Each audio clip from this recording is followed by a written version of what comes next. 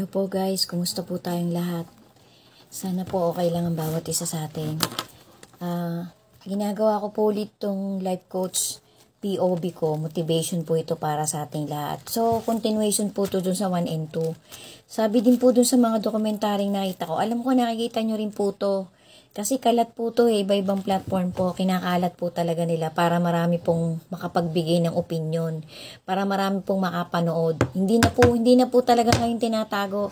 Lahat po ng impormasyon ngayon, lahat po ng klaseng balita, fake man yan o totoo, legit man yan o hindi, imbe-invento man yan o hindi, ang manonood na po ang bahalang tumanggap sa sarili niya, sa perspective natin, sa ating kung anong instinct natin, kung anong pakiramdam natin sa pinanonood natin, kung tayo ba'y magpapauto, kung tayo ba'y maniniwala o hindi.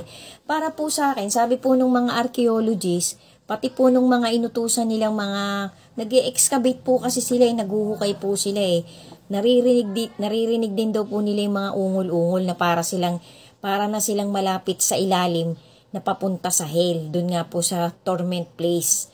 Sabi po nung mga scientist na to, kasi ang dami po kasing nagsasabi na talagang wala daw pong Diyos, wala daw pong magpaparusa. Yung ginawa daw po ni Jesus Christ ay humility lang. Kasi kaya po sila nagsasalita ng ganun guys, ito po POV ko lang ha, kasi lahat po tayo entitled para magkaroon ng opinion Sabi po kasi nung iba, pag namatay ka, pag nabuhay ka, isa lang daw yun. Wala daw talagang magja-judge. Tayo daw po talaga, kung gusto nating maging hell tong mundo, magiging hell habang tayo nabubuhay. Kung gusto nating maging heaven to, magiging heaven to. Ganun po yung mga pananaw ng iba-ibang tao, matanda, babae, lalaki, negosyante, mayaman, hindi mayaman. Pero karamihan po yung iba pong mga ini-upload nilang mga documentary, mga content. Yung iba po luma na, yung iba po latest lang, bago lang, previously recorded lang.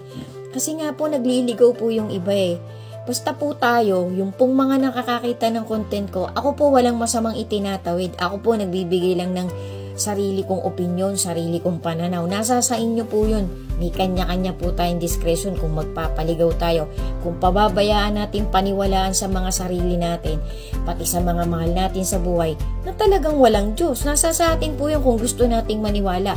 Basta ako po, para po sa akin, gusto kong magtawid na talagang may Diyos, na talagang merong isang araw na lahat ng tao ay tatanggap ng kanyang reward at ng kanyang parusa. Sundan nyo pa po guys. Para po to sa pagpapatibay ng paniniwala natin talagang merong creator. To God be the glory po. Ingat po tayo.